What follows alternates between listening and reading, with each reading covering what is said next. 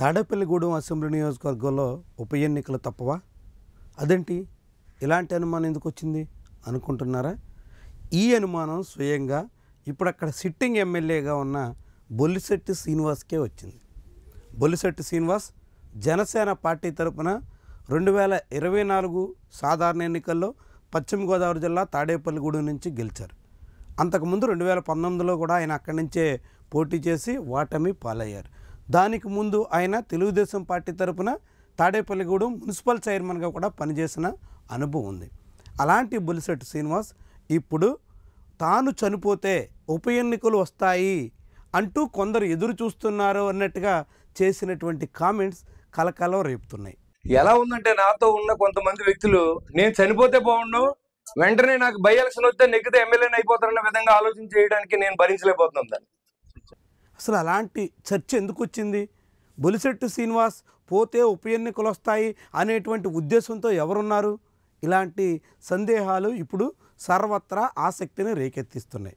వాస్తవానికి 2024 అసెంబ్లీ ఎన్నికల్లో కూటమిగా బరిలో దిగి గెలిచినప్పటికీ ప్రస్తుతం తాడేపల్లిగూడెంలో కూటమి పక్షాల నేతల మధ్య ఏ మాత్రం సఖ్యత లేదు.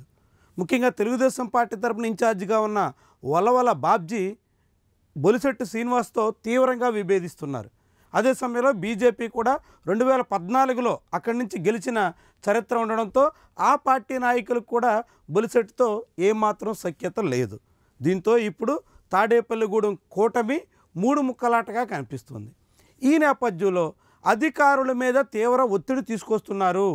రాష్ట్రంలో తామే అధికారంలో ఉన్నామన్న కారణాన్ని చూపించి అధికారుల్ని దారికి తెచ్చుకోవాలని భావిస్తున్నారు అంటూ బొల్లిశెట్టి శ్రీనివాస్ తెలుగుదేశం పార్టీ నేతల మీద ఫిర్యాదు చేస్తున్నారు.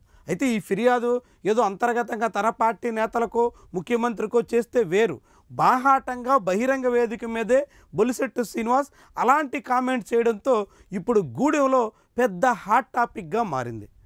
బొల్లిశెట్టి శ్రీనివాస్ చేసినటువంటి ఈ కామెంట్స్ పూర్తిగా తెలుగుదేశం పార్టీ నాయకులను ఉద్దేశించినవే అనేటువంటి చర్చ సాగుతుంది. దాంతో తెలుగుదేశం జనసేన మధ్య తాడేపల్లిగూడెంలో ఉన్నటువంటి కయ్యం రచ్చకెక్కింది అనేటువంటి చర్చ మొదలైంది. మరి దీన్ని సర్దుబాటు చేసుకుంటారా, లేకుంటే ఈ విభేదాలని మరింతగా పెంచుకుంటారా?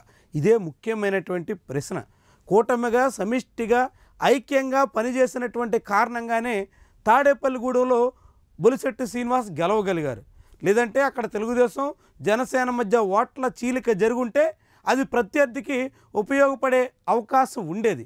అలాంటి పరిస్థితి నివారించి 2 పక్షాలు బీజేపీ కూడా కలిసి 3 పార్టీలు ఉమ్మడిగా బరిలో దిగడం ద్వారానే విజయాన్ని దక్కించుకోగలిగాయి.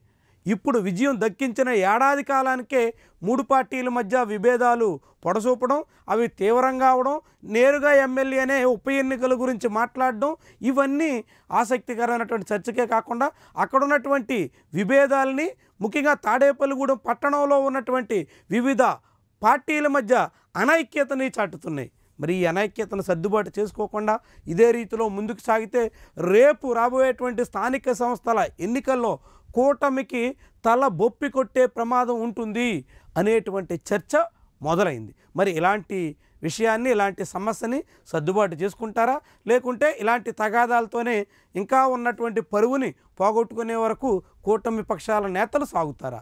చూద్దాం.